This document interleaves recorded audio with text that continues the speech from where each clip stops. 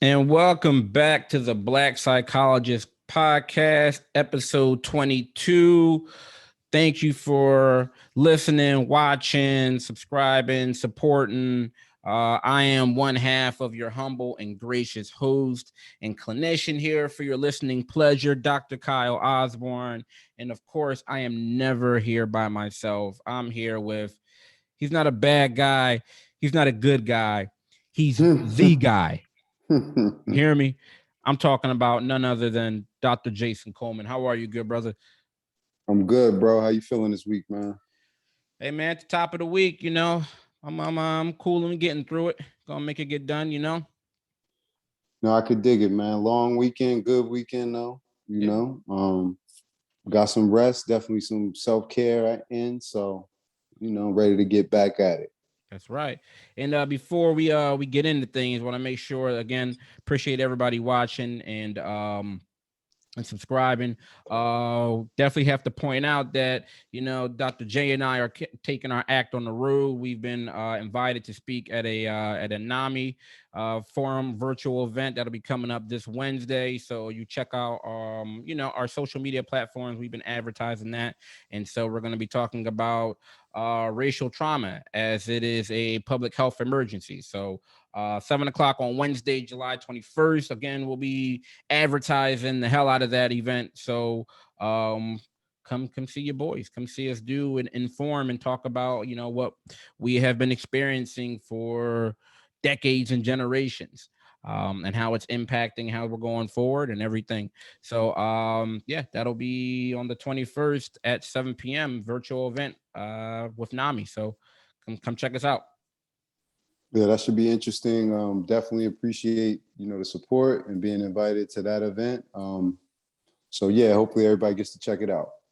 Absolutely. So really quick, did want to give a quick shout out. All right, I'm trying to make this as short as possible, Jay. So one of our fans, a colleague of mine, Sarah, she's at the practice that I'm also a part of. She's one of the therapists and counselors, and she's an amazing dance and movement therapist also. So she just recently moved to Chicago, and I'm pretty sure it's Chicago. But Sarah, don't get mad at me if I get the city wrong. All right, so her and her partner Mike were a month or so ago moving to Chicago from the Philly area, and they're big fans of the podcast, right? So they listened to the podcast all the way through while they were while they were moving.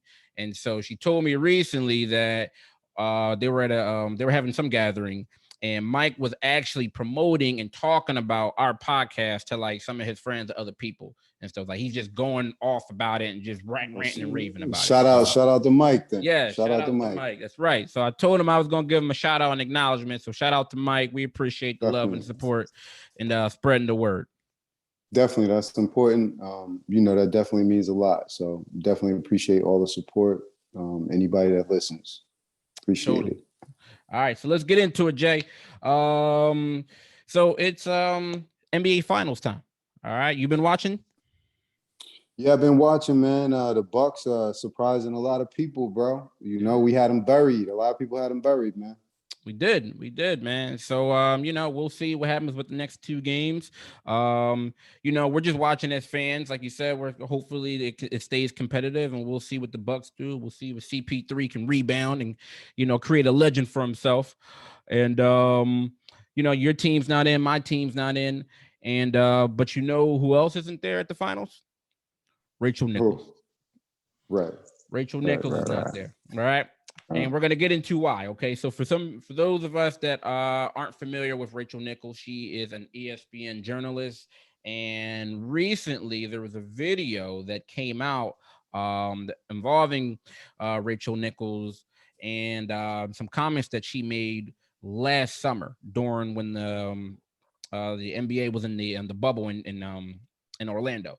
So this video of Nichols was recorded in her hotel room last summer during the NBA's, pandemic shortened season in Disney World last July. And what took place is that while she was on the camera, the feedback that was going back to the ESPN offices over there in Bristol, Connecticut, and those are their headquarters, she was overheard complaining to LeBron James's political advisor. His name is Adam Mendelson.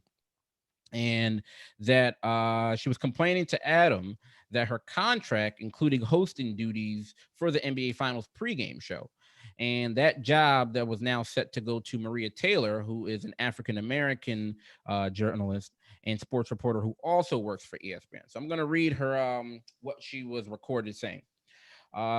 She says, I wish Maria Taylor all the success in the world. She covers football, she covers basketball. If you need to give her more things to do because you are feeling pressure about your crappy long-time record on diversity, which, by the way, I know personally from the female side of it, like, go for it. Just find it somewhere else. You're not going to find it from me or taking my thing away. Which, so that sounds like a backhanded compliment. As we're suggested that that Maria Taylor didn't earn her role or the right to be the host of the NBA Finals. All right, so all of this fallout came out. I think it was released through a New York Times article that came out, and shit hit the fan. And she then released an apology on her her long time running afternoon TV show that she hosts called The Jump. All right. And on that afternoon, she began with a brief apology. And she said, I don't want to let this moment pass without saying how deeply, deeply sorry I am for disappointing those that I hurt, particularly Maria Taylor. What are your thoughts about that, Jen?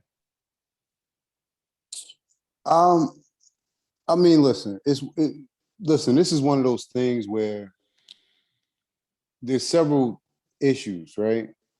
I think one is obvious because the first thought, right? And obviously this is, we see this play out because we listen to the tape, right? Mm-hmm. So her first thought when talking to a colleague who also happens to be white, is that, Miss Taylor got the job or got the assignment over her because of her race, right? So there's no talk of merit. There's no talk of even nepotism. There's no talk of, her work ethic, any of that. It's just immediately, okay, a Black person has the job, so it must be because of her race, right? And if you think of the audacity, right, that she really has, because when she's talking about it, she said, if you want to go the diversity angle, go for it, right? So think about her level of privilege, right? Because maybe if we were thinking the way Rachel Nichols thinks, right, then maybe they put Maria Taylor in that position according to how Rachel Nichols thinks because she was a woman, right? Mm. But she didn't even go there. She dismissed that and brought it immediately to race because her privilege allows her to immediately think that if it would be a woman, it would be this woman, right? Her. Right? It would have to be her, or else it couldn't have been, because she has to be the woman, or else it's race, right? So I think that's one thing that is going to annoy people, right? I think the second thing that's going to annoy people is you have two white colleagues, right? They've both become extremely wealthy off working in an industry that's 75% African-American and Black, right? That's been made famous by Black African-American athletes, right? And between themselves, they have enough comfort to be dismissive. I'm not going to comment on the Me Too kind of her, because that just kind of makes her look foolish, right? But in terms of the Black Lives Matter, to have two white colleagues who work in the NBA, right, who have fed their families off the NBA, gotten rich off the NBA, right? Rachel Nichols would love to have, will take every opportunity she can to interview LeBron James, right? Praise him and tell him how great he is, right? But I bet she'll never tell him that she's tired of hearing or exhausted about hearing about saving Black lives, right? Mm-hmm. Or that she will listen to somebody else be dismissive of Black lives, because that's what we're talking about, right? And laugh about it, right? And if we're being honest, this is why a lot of Black people are so skeptical or hesitant to trust white people, right? Even when they have good relationships with them in the workplace, at school, different places, because in the back of our minds, a lot of us, not all of us, okay, when you are alone, not only will you not advocate for me, because I don't need you to advocate for me, you know what I mean? But you'll condone racist tropes, racist remarks, things like that. Mm-hmm. So those 2 points, I think, are the reasons why a lot of people would have a problem with Rachel Nichols' statement, and her apology was just as ridiculous. So that's what I have to say about it. Yeah, I mean, I'm gonna echo a little bit of what you said, because for the reason that, like, I'm not sure if it was the entitlement or the horrible attempt to suggest like reverse racism for this for me, right? I mean, like Nichols, I mean, for me, it really lost like any sense of respect or dignity, as far as, because it's almost like you're going on a small rant against a black woman who isn't even checking for you, right? Like Maria Right. Taylor hasn't done anything for you, and then you put out, like, of course, after the blowback and all the things are happening, you put out this you put out this apology, but again, by that time the damage has already been done. And like you said, like, the audacity that you have these two white individuals that they thought it was okay for you to sound off, like, during a month, and you mentioned it, right? This is during, you're in the heat of the Black Lives Matter, this racial uprising that's taking place, and you're like in the heat of it, and then you're still continue to go on. And it's like you said, they're working in Rachel Nichols interviews and works with black athletes all the time. Adam he advises like one of the most outspoken, black public figures of the generation. We're talking about in LeBron James, right? And it's like that, just like you said, it just goes to show you that, unfortunately, at times, all the white admiration that for black people, for athletes or what have you, is sometimes a facade. And it's a situation where, you know, this is why people have their guard up, like you mentioned. It's a situation, and this is a fear. This is a real fear that especially African American women have, like in the workplace, like you mentioned, could say, hey, you know what? You're talking about all this racial inclusion. You have this woke mask on, but in private, that comes off, and your diversion, it just goes straight to racial minorities, and particularly African American women. So, and I think this also, what I didn't like about it was that the person that I don't want to use the word leak, but made this recording aware, right, or made it public, was an African American employee, and she was punished for the incident. And there was no action that was taken against, Rachel Nichols for insulting the black talent, right?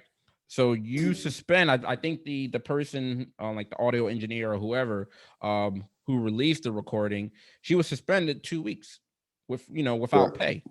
And so you're going to punish her for making it, present, making people aware, but you're not going to punish the person who actually made the comments, because Rachel Nichols, the only thing is that she wasn't covering the NBA finals, but she still had her jump, right? Right. They didn't miss a day. Maybe it might have been one day that they didn't air it, but she was right back on there. And so, another thing that kind of stuck out to me was that how she tried to compare, the white female experience to the black female experience of discrimination. I mean, So, listen. it was a lot of things, a lot of multi layers of just issues that was, wrong with that statement.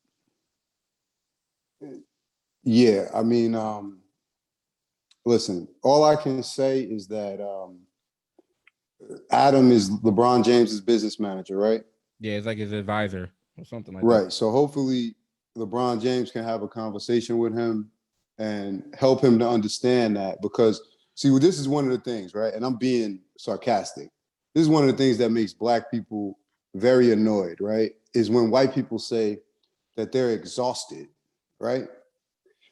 For white people to say that they're exhausted with hearing about Black Lives Matter is insulting. It's not surprising, but it's very insulting, and it's absurd, right? Because it obviously it minimizes the whole movement, but we cannot take this off, right? This isn't a uniform, right? We live in this. So if they're that exhausted after a year and a half, how exhausted do you think we are, right?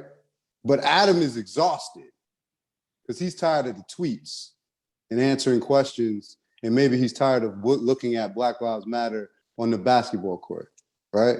He ain't gonna never be tired of LeBron James since signing those checks, though, right? So again, it's gotta be tough for him. It's gotta be really tough for him. Right. So we gotta be. I mean, again, the hypocrisy is real, right? And to be a fly on the wall in their next business meeting or their next private moment in terms of him and LeBron James, I would give a lot to be a part of that. But that's all I would say. Obviously, it's insulting when white people say they're exhausted when we're talking about a movement that's literally trying to bring awareness to Black people being killed unarmed in the street, and you're exhausted after 2 years, right? I mean, it's laughable. But that's all I got to say about that. And this also speaks volumes about ESPN, right? Because we have to also shine a light on them in the sense of this is most likely a systemic issue. So you have to look at, and I'm not going to sit here and be a hypocrite and say I don't watch ESPN, because I do, watched it for years. However, I do feel like there's some responsibility on their end also, because I feel like this is a reflection of the culture that was created by ESPN management. And I know that ESPN has a consistent history with undervaluing Black talent or getting rid of Black journalists that tend to speak out, right? They'll collect like these different Black faces, but when it seems like some of those Black faces or some of that talent start to raise issue, then it's a problem, right? So I'm talking about like Jamel Hill, I'm talking about Michael Smith. So those are the ones we don't see them anymore, or they were either bought out or they were fired for speaking against the grain. As soon as you start talking about race, then it's a different issue. So that's why I feel like, again, someone is being punished for making something aware about an issue that affects her, right? Because you have to think about this employee, because whatever Rachel is continuing to say, even though it's not being aired, it's still being sent back to the offices where you may have other Black employees. So this employee obviously felt offended enough to the extent where she's like, no, somebody needs to know about this, because she's hearing this and she's hearing about someone talk about her, colleague and Black counterpart. So yeah, she made it aware. And now unfortunately, that employee was punished. So, again, ESPN and whatever in their history also, it has to assume there's some responsibility also. But I will say this before we finish up. I do like Maria Taylor's. I like her tweet. I like her reaction because it was very professional, very classy. So a couple days after everything came out, Maria Taylor said, she tweeted, "During the dark times, I always remember that I am in this position to open doors and light the path that others walk down. I've taken some punches, but that just means I'm still in the fight. Remember to lift as you climb and always keep rising." All right. You know what I'm saying? I like the way she handled herself. So we'll see. I think Maria is currently entertaining some offers from like NBC and some other different sports organizations and channels and networks. So more power to her. So we'll see how things work out. That's what's up. Good luck to that. Good luck to her. All right. So staying in the sports realm, all right, and I have to give credit when due. My daughter pointed this story out to me. So she said I had to shout her out and give her credit, or she was going to stop listening and she was going to go on a whole smear campaign. All right. So she brought this to my attention about Soul Cap. Okay. So Soul Cap, which is a swimming cap company, which is designed for swimmers that have long, thick, and voluptuous hair, has been banned for the use by the upcoming Tokyo Olympics. All right. So the International Swimming Federation said the caps made by the Black-owned British company brand Soul Cap, they quote unquote do not fit the natural form of the head. And to their best knowledge, the athletes competing in the international events never use, neither require caps of such size and configuration. Okay. So right off the bat, man, like this just shows just blatantly misunderstanding and ignorance, man. Like this is, when to see Soul Cap come out with a hat that actually helps Black swimmers, but then to be told like, yeah, we don't want you to use that. That's just terrible, man. What was your take on this?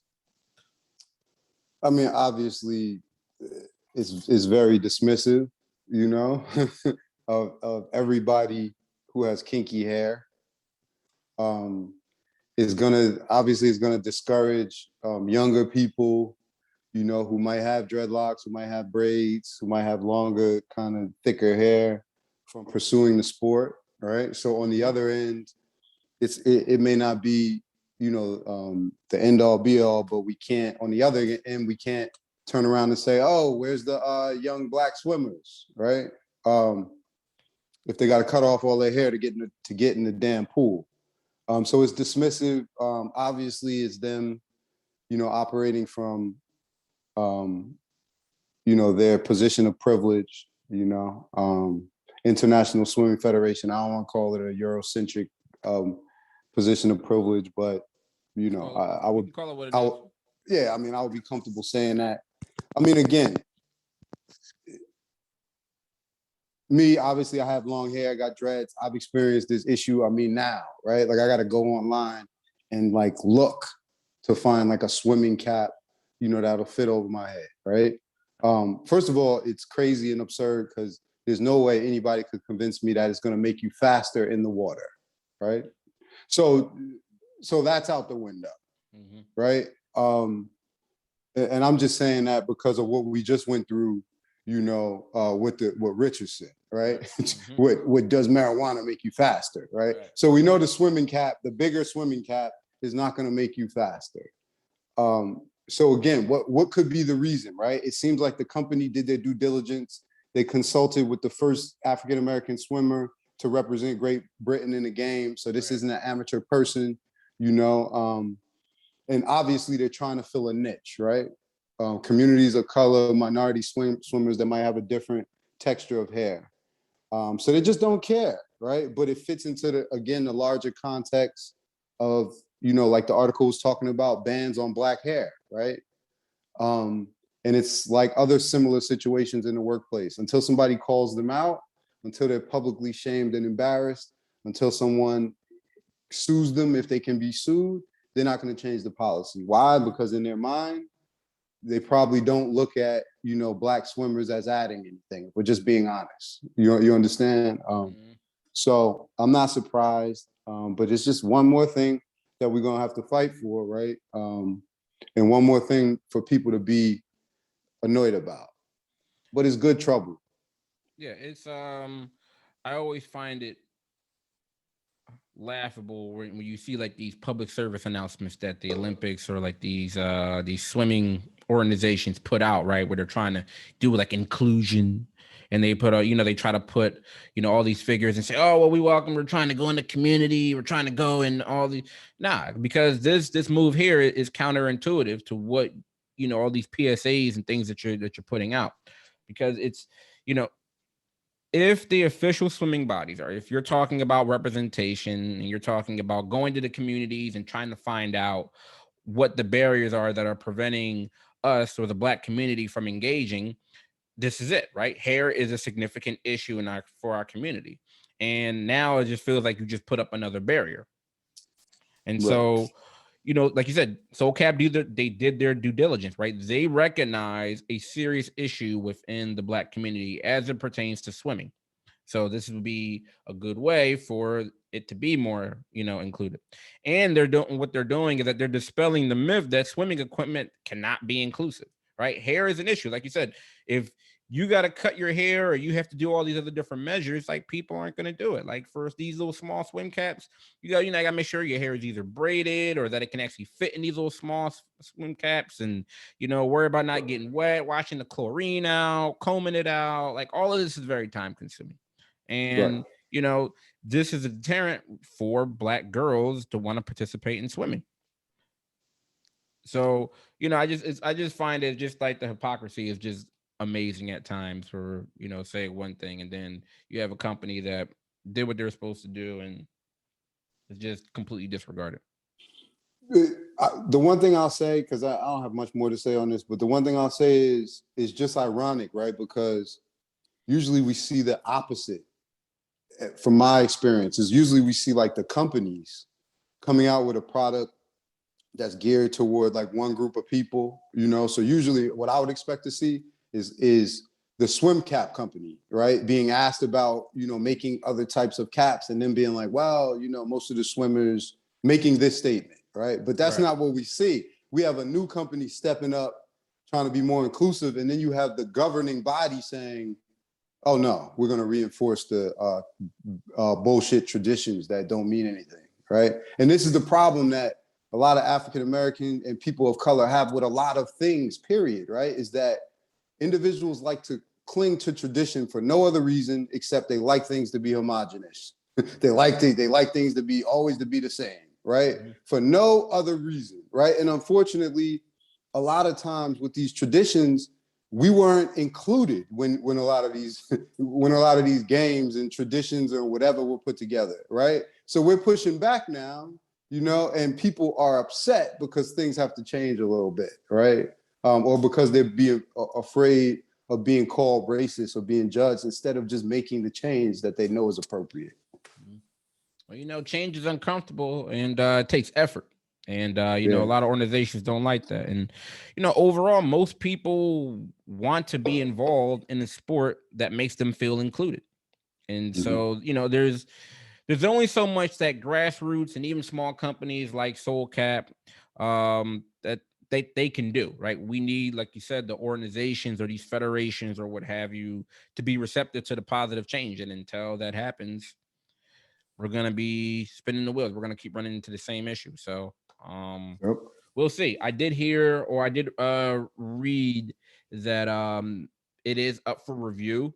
So, the Olympics start like at the end of the week, I believe. So I don't know. Hopefully, they make some progress this time around. But if not, they continue to address. Like you said, this is good noise, right? Because this needs to be addressed. So we'll see, good brother. We will see. All right. So staying with the pop culture entertainment industry, okay. Halsey. All right. So Halsey has recently been talking about. Is that her name? Halsey or is it Halsey? I don't know, bro. I'm not even gonna. I'm probably gonna get killed out here for that shit. I'm be honest. I don't know. I wrote down. I wrote down Halsey. It probably is Halsey. I'm gonna be honest. I'm not a fan. I'm not familiar with her music. I'm gonna be completely honest. I like to think that I'm pretty cool, that I'm pretty hip. I'm in. You just said hip on a podcast in 2021. Yeah, that's all right done. Because I'm bringing it back. I'm bringing it back, Jay. They're gonna be saying, bringing it back. It's gonna come full circle. You'll see. You'll be like, you know what? Kyle was right. So, all right. So we're gonna Halsey. Is that her name? Halsey. All right. So Halsey, a singer, is reflecting on how being white passing means that she's not susceptible to violence. So recently, Halsey, who is biracial, she's 25 years old and she's the daughter of a white mother and a black father. She had sent a tweet earlier this summer, and it says, "I'm white passing. It's not my place to say we. It's my place to help. I'm in pain for my family, but nobody is going to kill me based off my skin color. I've always been proud of who I am, but it'd be an absolute disservice to say we when I'm not susceptible to the same violence." And so that was in response to tweets when someone said that she doesn't own or advocate or make knowledge of her African American roots.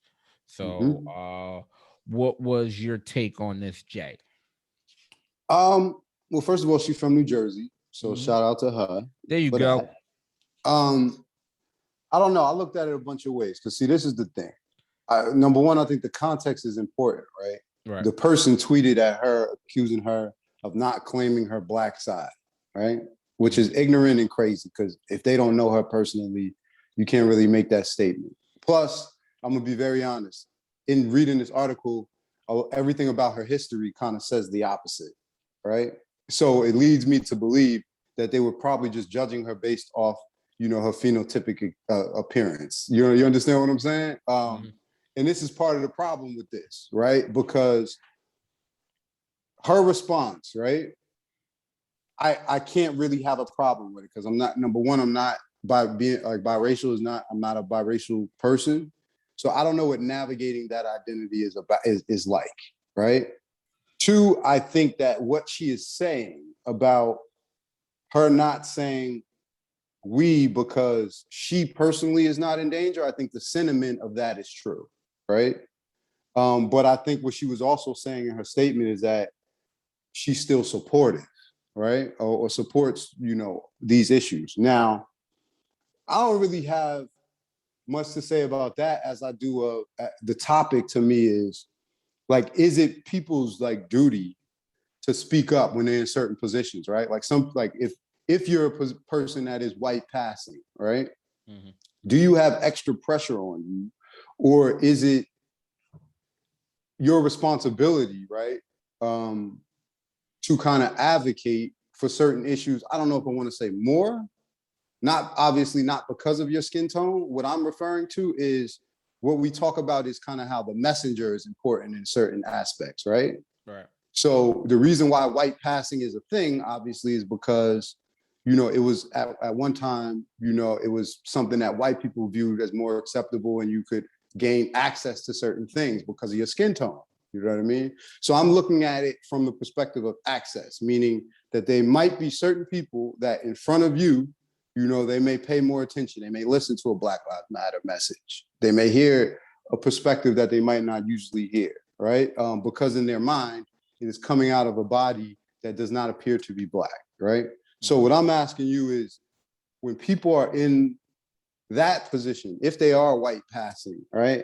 If you are, and I wrote down a bunch of people. If you are Rashida Jones or Jennifer Beal or Shamar Moore or Derek Jeter, do you feel like it's those people's responsibility to advocate when they're in certain rooms?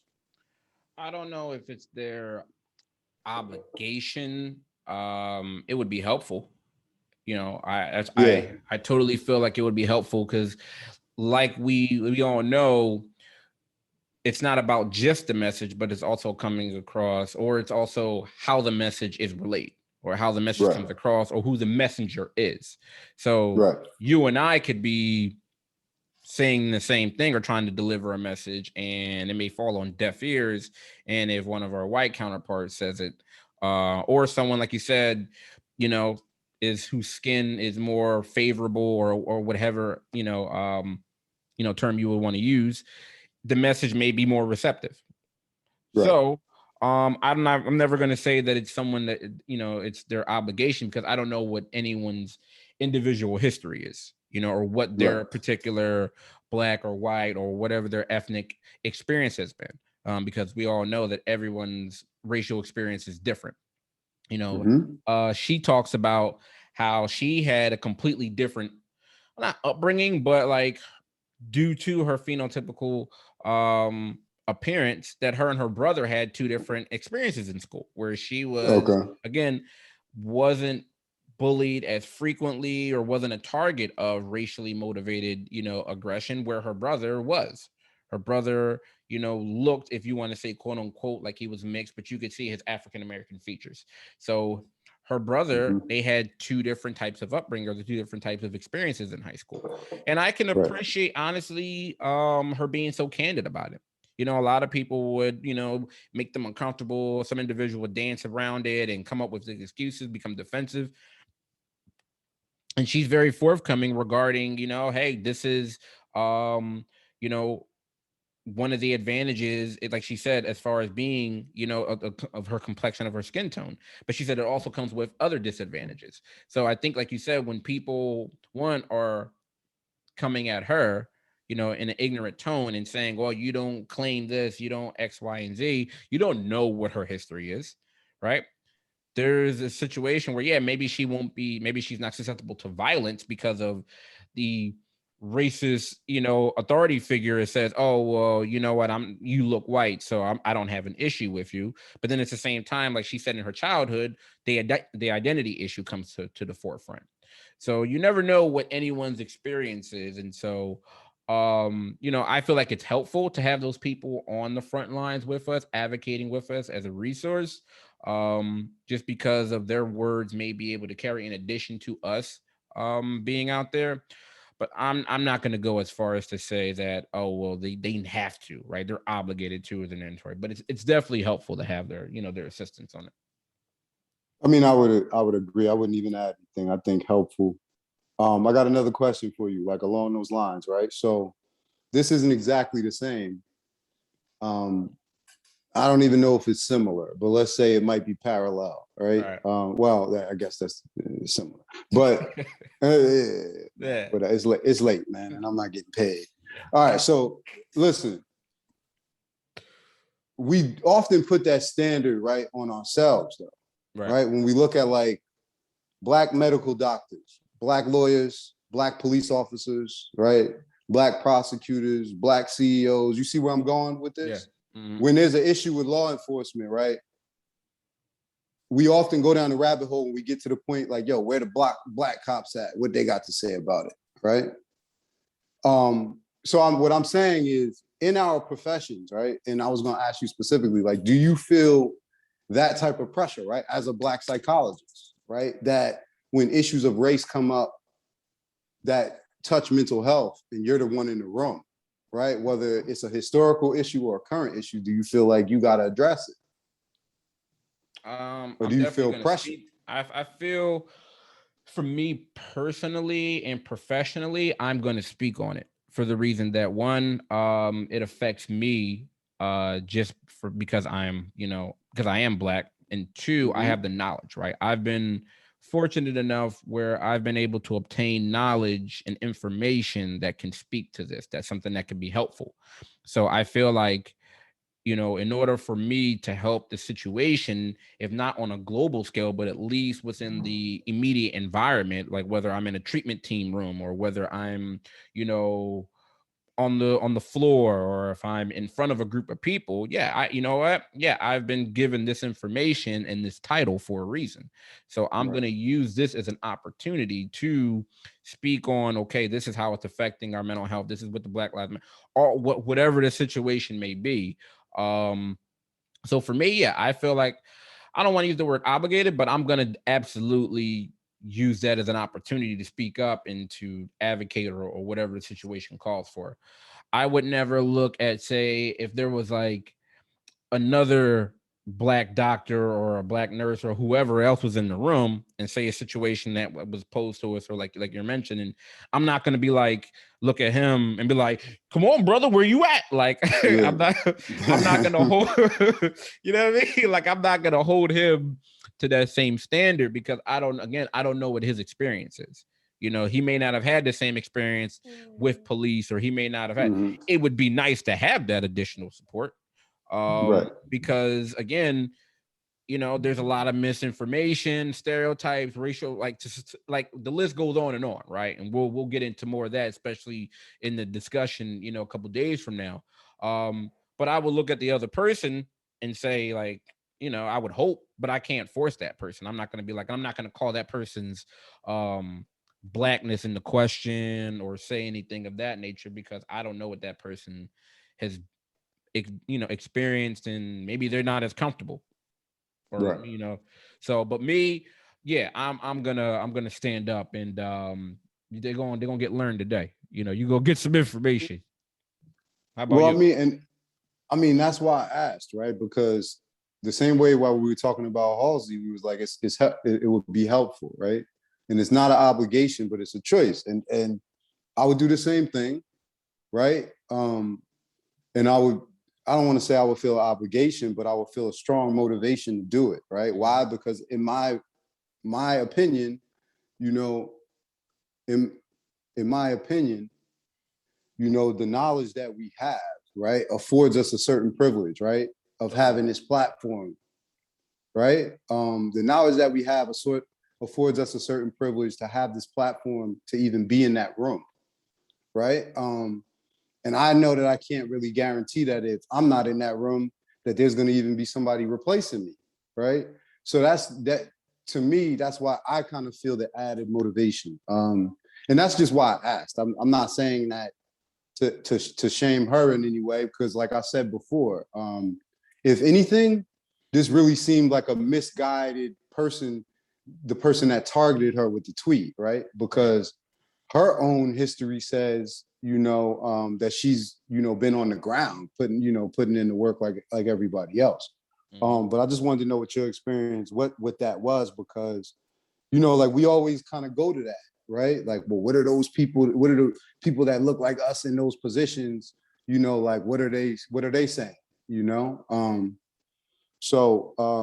you know, again, I wouldn't say it was an obligation, but I would feel a strong motivation to speak up. I mean, I feel like that's one of the reasons why we got in this, right? Why we got in this Right. field, why we have this position to be able to utilize that, to educate, to inform. I mean, it's something where like this is the only way that things are going to change, where you have individuals such as ourselves that are educated, that have resources, that are able to, you know, articulate information and dispel all of the BS that's been spewed for generations. So Right. I feel like you said, not obligated, strong motivation. And I feel like, yeah, you know what? Like, yeah, who else but us to do it? Yeah, man. I You mean, know? we trying. Yeah, We trying. totally. Yeah, we're gonna get they're gonna hear us out, whether they like it or not. All right. All right. And so finally, we're taking it back to high school. All right. Yeah. So over there, speaking of Jersey and Voorhees, okay, Jersey stand up.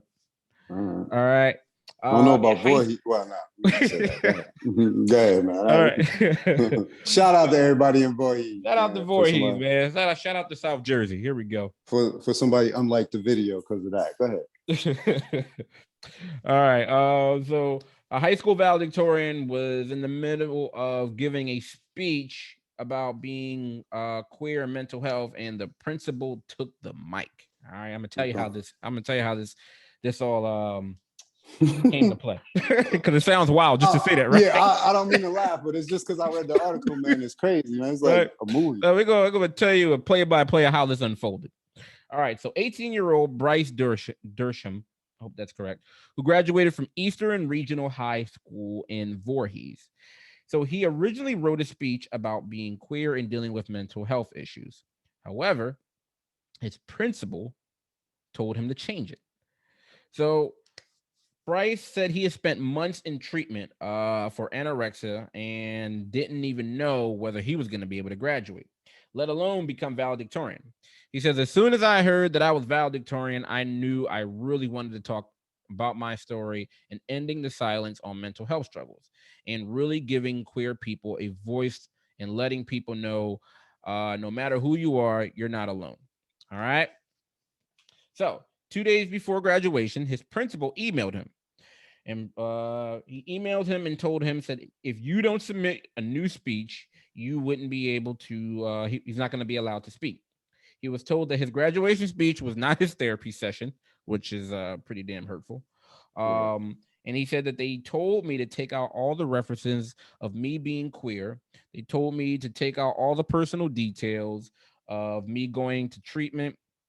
They didn't want me to say that I was queer because they said it would exclude people in the audience. All right. So he had to revise his speech again. All right. So day of graduation, walked up to the podium with a copy of the unapproved speech that he had written, and he began to read it. All right. But about a minute into the speech, his principal walked up to the podium and took the microphone and crumpled up his paper. All right. So he went up to him, and this is also on YouTube, right? This is wild. So he went up there, crumpled the paper up, and so he goes up to him, and he gives, he leans into him, and he has the paper, and he pointed at the speech that he wrote for him, right? That his principal basically wrote for him and said, yo, read this and nothing else. And so after that, they kind of had another guy come up and put like a different mic and play it off like it was a microphone issue, right? That's why the voice going out, because when he was talking, they cut his mic. It went straight out. Yeah. So yeah, it's wild. So that's when he went up there and told him, and he snatched the speech, balled it up, and said, yo, you have to write this speech and nothing else. And did a fake microphone swap out, like that was the issue. So instead of reading the pro speech that was left at the podium, he tried to recite his other speech from memory. And at the end of it, he received a standing ovation. So what is your take on this, Jay? This is some wild stuff, brother. I mean, first of all, we got to put some respect on Bryce's name because he continued his speech from memory. Mm-hmm. He went right back to his speech and finished it from memory. So Listen, I tell people all the time, these are not the same adolescents and teenagers. I know it sounds like I sound like an old man, like get off my lawn. Yep. But it could Might work. as well say hip too. Go ahead, say hip. Nah, I ain't saying that.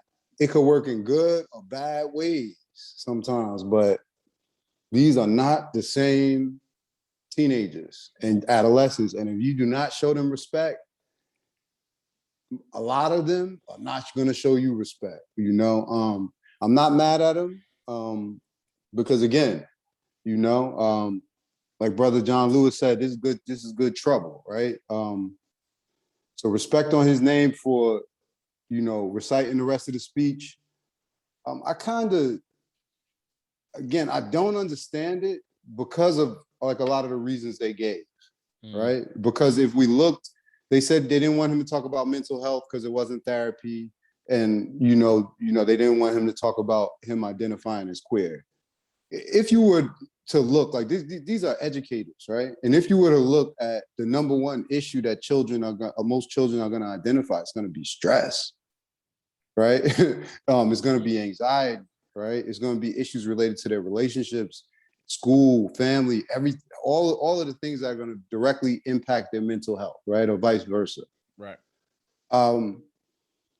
So for somebody, talking about how they overcame mental health challenges, number one, that just doesn't make any sense, right? Because, in this school, in every school in America, they got pamphlets all around talking about if you have a mental health problem, seek help, connect to your social network, talk to others, right? Right. Your counselor, come see the school counselor, all of that, right?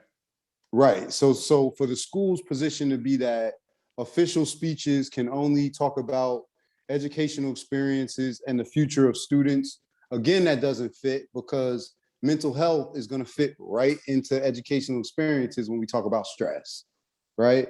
Mm-hmm.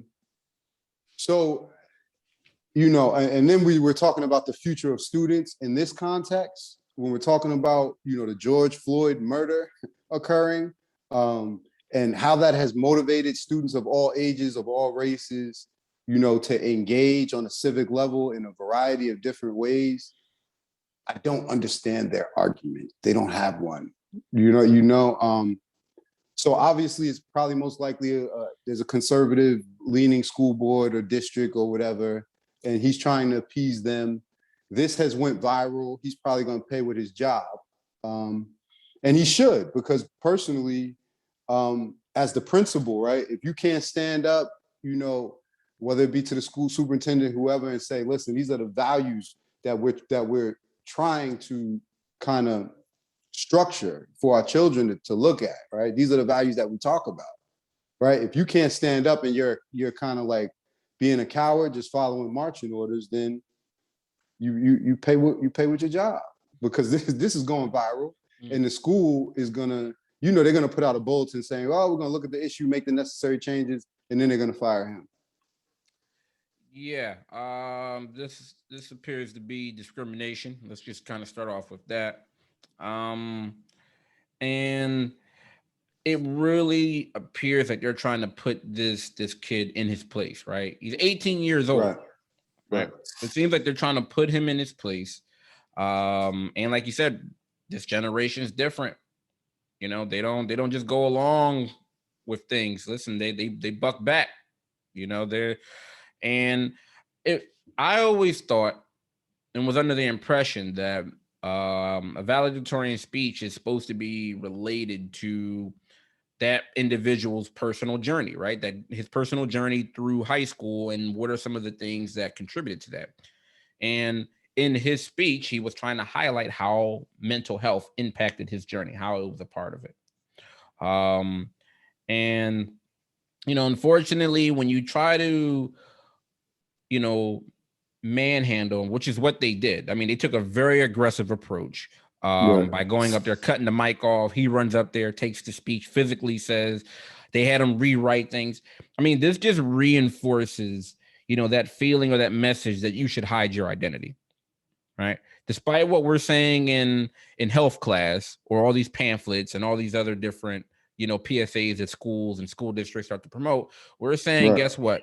Do not talk about your personal life. Do not talk about, the barriers that you've overcome.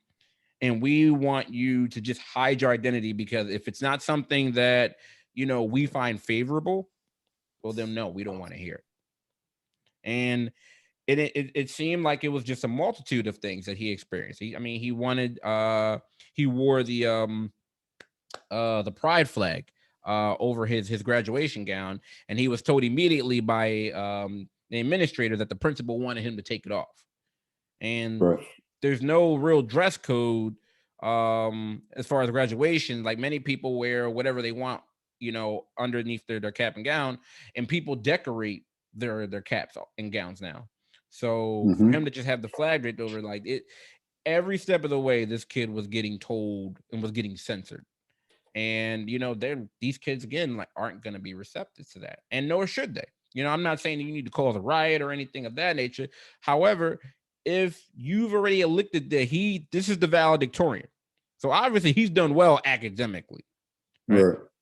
So this is the one you're choosing to represent the school. So, but every step of the way, he's getting resistance. And this is the type of thing that can cause any form of a mental health relapse. Like, because you don't know, again, what he spoke of. He's been in treatment, anorexia, all the other different things that he's experienced. And you don't know, with him getting that backlash or getting that lack of support and that resistance from the administration, right? This is the people who are supposed to be governing your school body. You don't know what that could have did to him, because that's the thing I'm thinking, right? Another individual may not have had the strength to say, you know what, I'm going to read it anyway. I mean, what, for that to happen in front of everyone, what if he would have had a crisis? What if he would have had a maladaptive or a negative reaction to that? So it was just mishandled the whole way. I mean, I'm hoping that, I never want to wish, negative things upon any type of organization. However, this needs to be investigated, especially because his civil rights were violated. And during his, after his standing ovation, he had people coming up to him and, saying, hey, how courageous he was. There was a parent that had lost their child due to suicide and said, hey, you know what, I wish, like, it touched so many different people, which is the point of a speech, right? Right. So, this was mishandled in every step of the way. Shout out to Bryce. He's going to be attending Tufts University for college. Tufts, I think I'm saying that right. I don't know. It's late. Yeah, it's Tufts. It's not Tufts. Tufts. Yeah. Well, he's a tough guy. How about that? Tufts. Tufts. Yeah. So shout out to him, because that took a tremendous amount of strength on his part to regather himself and still go forward with his speech. So I'm happy that he was able to walk in his purpose and speak his truth. But this was just mishandled all the way through by this school and by this principal. Like, you're right, he's gonna definitely be the fall guy, and he's gonna lose his job, and rightfully so. I mean, the only thing I'll say, like the last thing I'll really say about this is, it kind of seemed like the principal was more offended than the audience and his peers. So that's kind of a little crazy. And again, like with a lot of things, the signaling is being a coward, right? So if that's how you feel, then just stand up as a school and say, we don't support LGBTQA students. Say that. Say, we don't want them here. They don't want to do that, right? They don't want that smoke. They don't want that. Right, because they don't want the federal government either taking money back or putting a boot up there, and putting pressure on them, right? But my thing is, you're sending out all kinds of dog whistles saying, we don't want you here, right? So stand on it, right? But they don't want to stand on it. I'm sure if you put a microphone at the principal's in his face and said, do you support LGBTQA students? What do you think his response would be, Dr. Osborne? No, he's gonna dodge and dance with that. Right. Yeah, he's not gonna have any conviction on that. So all I'm saying is, forget all the dog whistles. If these are all the signals you're gonna send to the students, then just say it, right? Because what if another student wanted to talk about how, the murder of George Floyd impacted them and their advocacy for that, right? And racial trauma and how racial trauma had impacted them. Okay, that's not necessarily an educational experience or has nothing to do with the future of the students, or it might have something to do with all of their future, right? So what would be the response then? You know, because that might not include everybody in the audience, right? There you go. If they don't agree or they're not a person of color, it might not include them. After effect of this is that this is what destroys any type of relationship or any type of trust or rapport that a student body can have with, you know, with a school district or with a school or with administration. Because if you're willing to go to these lengths to censor and keep this speech from happening, then why should I, as a kid, if I'm struggling with anxiety, if I'm struggling with any type of, why should I bring it to the forefront? Why should I come and seek help from the school where obviously you don't have our best interests? You went through all extreme lengths to make sure that this didn't happen and to humiliate this kid, because that's what they attempted to do. So if I'm a junior or a sophomore, I'm not going, you know, I'm not going to go down the hall and go talk to the nurse or go talk to the counselor. For what? You've demonstrated that you're not supportive of mental health. So, we'll continue to monitor this. Like, again, I believe that there should be, you know, an additional or an ongoing investigation because, you know, like you said, this is government, this is civil rights. We're affected by this. So, and discrimination was very present. So we'll see, but wish Bryce all the best of luck as he continues to his academic studies, and we'll see what happens over there in Voorhees. No doubt. All right. So anything else before we sign off, good brother? Not really, man. Just you know, of course, we want to thank everybody for the support, for listening, continuing to share the videos, like the videos. We really appreciate it. Definitely humbled by it. We're gonna keep putting the content out. Absolutely. So episode 22. That's right, guys. Continue to like, watch, subscribe. We're on all podcast streaming platforms, and also we want to hear from you. So comment, and then also if you have any questions, email us at the Black Psychologist Podcast at gmail.com. You know, Jay and I are always, you know, we're making people famous, you know, for the folks that we've already put out here, you know, with the questions. So, you know, but yeah, absolutely. Definitely. We appreciate the support. Episode 22, and we'll see you on episode 23. All right, Jay. Later, bro. All right, bro.